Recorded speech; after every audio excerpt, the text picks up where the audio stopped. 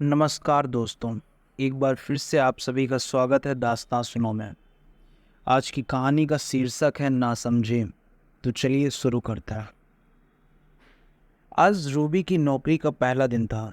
Ruby ने सुबह उठकर तैयारी की और ऑफिस के लिए निकल पड़ी।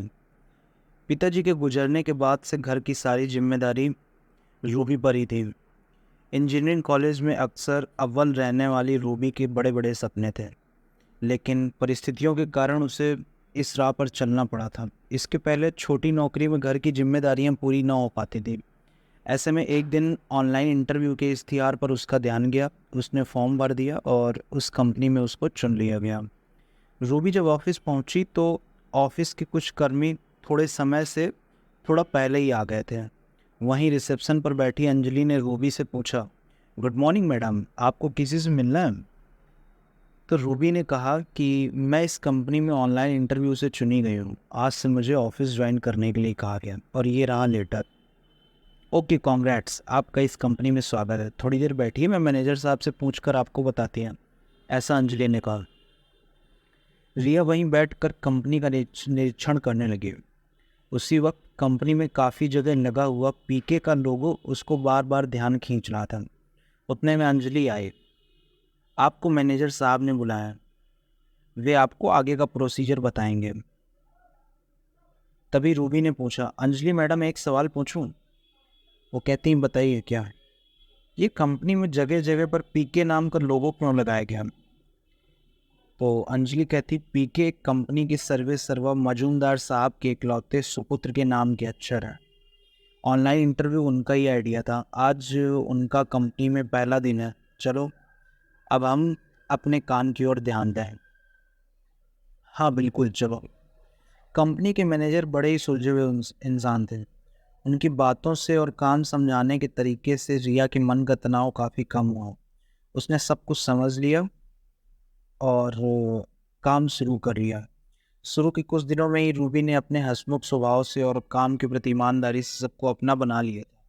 लेकिन अभी तक उसकी कंपनी के मालिक पीके सर से मुलाकात नहीं हुई थी। कंपनी की मीटिंग हो या कोई और अवसर जहाँ पर उसकी पीके सर के साथ मुलाकात होने की गुंजाइश थी, वहाँ उसे जानबूझकर इग्नोर किया जा रहा था। ऐसा क्यों, ये बात उसके लिए पहली थी। एक दिन रोज की फाइल्स देखते समय चपरासी ने संदेश दिया, मैनेजर साहब आपको बुला रहा है। आइए रूबी मैडम, आपसे काम के बारे में बात करनी थी। आज आपको इस कंपनी में आए कितने दिन हुए? क्यों, क्या हुआ सर, मैंने कुछ गलत किया क्या? गलत हुआ ऐसा मैं नहीं कह सकता, मगर आप अपने काम की गति को बढ़ाइए। और हाँ, इस जगह हम काम करने की तनख्वाह देते हैं, गपशप करने की नहीं। ये ध्यान में रखिए। आप जाइए आप। रूबी के मन को ये बात बहुत बुरी लगी। वैसे तो मैनेजर साहब ने कभी भी उसके साथ इस तरीके से बात नहीं की, लेकिन वह उन्हें कुछ बोल नहीं सकी, अपनी जगह पर वापस आ गई। थोड़ी देर में चपरासी ने उसके विभाग की सारी फाइलें उसकी टेबल पर रख दी और वो कहता है, इसमें जो सुधार करने के लिए कहे हैं वो आज ही पूरे करने हैं आपको, ऐसा साहब ने कहा हुआ है। लेकिन ये काम एक दिन में कैसे पूरा होगा? बड़े साहब ने यही कहा है। बड़े साहब?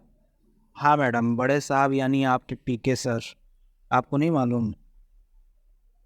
अब रूबी को सारी बातें ध्यान में आ गई। उसके किए हुए काम में आज से सर ने गलतियां निकाली थी। हालांकि वह अब तक उनसे मिली भी नहीं थी, लेकिन वह ऐसा बर्ताव क्यों कर रहे थे, ये सवाल रूबी को परेशान कर। उसने मन के सारे विचारों को झटक दिया और काम शुरू किया। ऑफिस का वक्त खत्म होने को था, फिर भी रूबी का काम खत्म नहीं हुआ था। उसने एक बार मैनेजर साहब से पूछा, मगर उन्होंने आज ही काम पूरा करने की कड़ी चेतावनी दी है। बाकी सारा स्टाफ चला गया। अब ऑफिस में रूबी, चपरासी और पीके सर की केबिन की लाइट जल रही थी, यानी वे भी वहीं ऑफिस पर ही थे। काम पूरा करते करते रूबी को काफ़ी वक्त लगा। उस दिन के बाद से रूबी को तकरीबन हर दिन बहुत ही ज़्यादा काम करना पड़ते थे। उसकी बर्दाश्त करने की ताकत अब ख़त्म सी हो रही थी। अब एक दिन उसने तय किया कि आज अगर उसे हमेशा की तरह ज़्यादा काम मिला तो सीधे जाकर पीके सर से मिलेगी। हुआ भी ठीक वैसा ही। उसे आज भी काम के लिए रुकना पड़ा। अब क्या किया, उसने काम को बंद किया और सीधे पीके सर के केबिन की ओर जाने लगी। चपरासी ने उसे रोका, मगर वो सीधे केबिन में घुस गई। सॉरी सर, मैं बिना पूछे आपसे मिलने चली आई। क्या आप मुझे बता सकेंगे कि निश्चित रूप से मेरा कौन सा काम आपको गलत लगता है? मैं कहाँ गलती कर रही हूँ? एक बार मुझे बता दीजिए, मैं उसके मुताबिक काम करूँगी, मगर बार बार मैं ऐसा नहीं सहन कर सकती। रिया के आगे के लफ्ज़ मुंह में ही रह गए, क्योंकि रूबी जब केबिन में आई थी तब पीके सर कुर्सी पर उसकी तरफ पीट करके बैठे थे। उन्होंने रूबी के शुरुआती लफ्ज सुन लिए थे।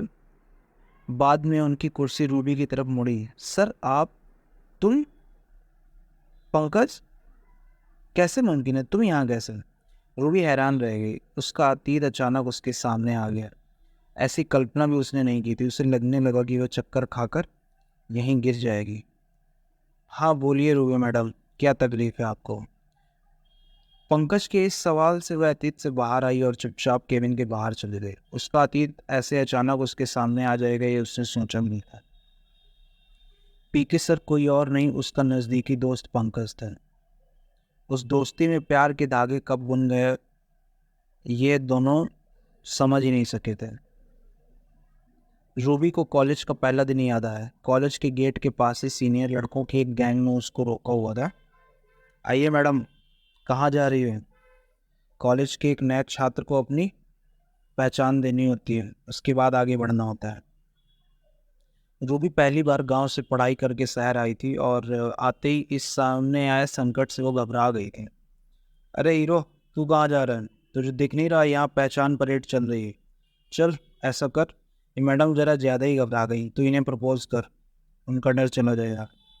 अभी अभी आया पंकज जरा सा भी घबराया नहीं। उसने तुरंत रूबी की ओर देखा और एक स्माइल देकर बोला, हाय मैं पंकज, घबराओ मत। बड़े बड़े शहरों में ये सब छोटी मोटी बातें होती रहती हैं। रूबी उसे देखते ही रह गई। आज हमारे कॉलेज का पहला दिन है। इस वर्षा ऋतु की साक्षी से मेरी दोस्ती को स्वीकार करोगे? रूबी के मुंह से अनजाने में कब हाँ निकल गई वो खुद भी ये नहीं समझ पाई। उसके हामी भरने से सीनियर गैंग भी झूम गया। वाह क्या बात है, यह है रियल हीरो। तुमसे तो मोहब्बत की लेसन सीखने पड़ेंगे। बिल्कुल, कभी भी। रूबी की ओर एक नज़र डालकर वह पंकज कॉलेज की भीड़ में कब गुम हुआ ये उसे मालूम ही नहीं पड़ा। एक ही कॉलेज में एक ही कक्षा में होने की वजह से वो बार बार मिलते थे। पंकज अपने स्वभाव के कारण सभी को अच्छा लगता था। कॉलेज की हर लड़की उससे बात करने के लिए बेताब रहती थी, मगर पंकज किसी दूसरे ही रिश्ते में उलझ रहा था। यह रिश्ता रूबी के साथ जुड़ा था, एक अव्यक्त रिश्ता। उसका शांत स्वभाव, उसका मनमोहता रूप, जिसे शहर की हवा छू भी नहीं पाए थे, उसका यही निरालापन पंकज को उसकी ओर खींचता था। एक दिन दोनों कॉलेज की कैंटीन में बैठे हुए थे। तभी पंकज ने कहा, रूबी तुम कितनी अलग हो। हमारा कॉलेज का तीसरा साल शुरू हो गया लेकिन तुम्हें यहाँ के लटके झटके कभी भी नहीं आते। मैं ऐसे ही ठीक हूँ। वैसे भी मैं कॉलेज में पढ़ने के लिए आई हूँ। पढ़ाई पूरी करने के बाद मुझे नौकरी करके अपने पिताजी का सपना पूरा करना है। उन्होंने मेरे लिए बहुत कष्ट उठाया है। रूबी की बातें सुनकर पंकज को रूबी के प्रति प्रेम के साथ साथ सम्मान भी महसूस हुआ। तीसरे साल के आखिरी पेपर के समय पंकज ने रूबी को बताया, मुझे तुम्हें कुछ बताना है, शाम को मिलते हैं। हालांकि उसकी आंखें ही सब बोल रही थीं और रूबी भी इसी पल का बेसब्री से इंतजार कर रही थी। इसी खुशी में वह हॉस्टल आई, मगर तभी वार्डन ने बताया तुम्हारे घर से फ़ोन आया, तुम्हें तुरंत घर बुलाया गया। और रूबी ने सामान बांधा और गांव की ओर निकल पड़ी। घर में क्या हुआ होगा इस सोच में बहुत परेशान थी। इन सब बातों में वह पंकज को भूल गई। घर पहुंची तो सामने पिताजी का शव। उस सदमे से बेहोश पड़ी माँ और रोता हुआ छोटा भाई। अब किसे संभाले, खुद की भावनाओं पर कैसे काबू पाई है उसकी समझ में नहीं आ रहा था। एक एक्सीडेंट में उसके पिताजी का देहांत हो गया था। घर में सबसे बड़ी होने की वजह से उसने अपनी भावनाओं पर बहुत ही मुश्किल से काबू पाया। इस घटना के बाद उसने पढ़ाई आदि ही छोड़ दी और उसके पास मजबूरी थी और एक छोटी नौकरी करके उसने घर की जिम्मेदारी संभाली। इधर पंकज बेचैन हो गया। सारी रात उसने रूबी का इंतज़ार किया मगर वह आई नहीं। इसने कॉलेज, हॉस्टल सब जगह ढूंढा मगर उसे रूबी का कुछ पता ही नहीं चल पाया। रूबी ने ही ऐसी व्यवस्था कर रखी थी वह पंकज पर कभी बोझ नहीं बनने चाहती थी, पर पंकज इन सबसे अनजान था। उसके दिन को बहुत ठेस पहुंची थी, इसलिए उसने कॉलेज छोड़ दिया और आगे की पढ़ाई करने अमेरिका निकल गया। मैडम, आपका काम हो गया, मुझे ऑफिस बंद करना है। बड़े साहब कब के चले गए। चपरासी की आवाज़ से रिया यादों की दुनिया से बाहर आई। उसने सब सामान इकट्ठा किया और घर के लिए निकल पड़ी। उसके मन में एक ही ख्याल था कि पंकज की गलतफहमी कैसे दूर की, उसे उसका कहना रास आएगा या नहीं। वह नौकरी भी नहीं छोड़ सकती थी, क्या करे। इन ख्यालों में वह पूरी रात जागती रही। दूसरे दिन ऑफिस में अंजलि ने रिसेप्शन पर ही रूबी से पूछा, अरे रूबी, क्या हुआ, तुम्हारी आंखें ऐसे क्यों लग रही हैं, सब ठीक तो है ना। अरे कुछ नहीं, थोड़ी थकान महसूस कर रही हूँ बस। आज का शेड्यूल क्या है। आज अपनी कंपनी को एक बड़ा प्रोजेक्ट मिला है, इसलिए कल पूरे स्टाफ के लिए आज पीके सर ने पार्टी रखी है, हर एक को पार्टी में आना है। हाँ, मैं आऊँगी। दूसरे दिन शाम को पार्टी हुई। रूबी बस क्यों न हाजिरी लगाकर निकलने की सोच रही थी। पंकज का पूरा ध्यान उसी पर था। अचानक उसे एक परिचित आवाज आई। हाय पंकज, तुम यहाँ कैसे, कितने दिनों बाद मिल रहा, मगर तुम्हारी हमेशा की मुस्कुराहट किधर गई। ओ मेरी माँ, हाँ हाँ, कितने सवाल पूछोगी। स्नेहल, तुम तो बिल्कुल नहीं बदली, कॉलेज में जैसी थी वैसी। सवालों की खदान। अच्छा, तुम यहाँ कैसे। अरे मैं अपने पति के साथ यहाँ आई। आज उनके पीके सर ने पूरे स्टाफ को परिवार समेत बुलाया, इसलिए मैं आई। तुम किसके साथ आए हो। मैं अकेला ही आया हूँ, मैं ही तुम्हारे पति का पीके सर हूँ। सच। क्या कह रहे हो, तुमने तो मुझे हैरान कर दिए। अरे हाँ, रोबी भी इसी कंपनी में है ना। तुम लोगों की सब गलत फहमियाँ दूर तो हो गई। गलत फहमी, कौन सी गलत फहमी। अरे रूबी अचानक कॉलेज छोड़कर क्यों गई। उसके पिताजी का एक्सीडेंट में निधन हो गया था, ये सब।